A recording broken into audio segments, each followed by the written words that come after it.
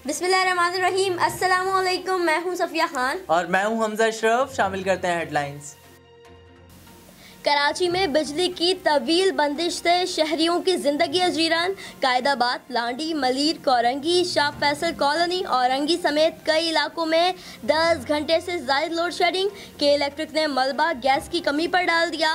उधर तर्जुमान SSGC का कहना है कि के इलेक्ट्रिक का गैस की कमी को जवाज़ बनाकर लोड शेडिंग करना इंतहाई गलत है।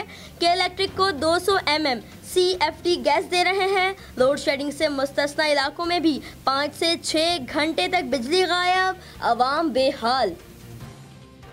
फजल रहमान भी आर्मी चीफ से 1-on-1 मुलाकात कर चुके। शेख रशीद का एक और बड़ा दावा, बोले फजल रहमान मुल्क में फिरका वराना फसादात कराना चाहते हैं।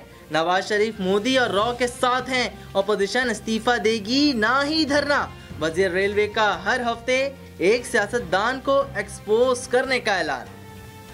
पाकिस्तान ने एक बार फिर LOC पर भारतीय दहशतगर्दी की हकीकत दुनिया को दिखा दी। मुख्तलिफ ममालिक के सफ़ीरों, बैन अक़वामी इदारों, गैर मुल्की मीडिया और नुमाइंदगान का LOC के ट्यूरा सेक्टर का दौरा। भारत आलमी कवानीन की धज्जियाँ उड़ा रहा है। गैर मुल्की मेहमानों को DGISPR की ब्रीफिंग। वज़ीर आला सिंध इमदाद ना मिलने पर विफाक से सख्त नाराज। मुराद अली शाह का कहना है कि विफाक आईनी जिम्मेदारी पूरी नहीं कर सकता तो साइड पर हो जाए। बेहिसी की इंतहा है कि विफाक पूछ भी नहीं रहा सैलाब से कितना नुकसान हुआ। वज़ीर आला सिंध की मीडिया से अंदरूनी सिंध रिपोर्टिंग ना करने का भी शिकवा। सिंध में टिड्डी दल स्प्रे के दौरान 6 मुलाजमीन की हलाकत। PTI रहनुमा मैदान में आ गए। खुर्रम शेर जमान कहते हैं सिंध हुकूमत 6 अफराद की मौत की जिम्मेदार है। अपने घूमने के लिए हेलीकॉप्टर हैं, स्प्रे के लिए नहीं।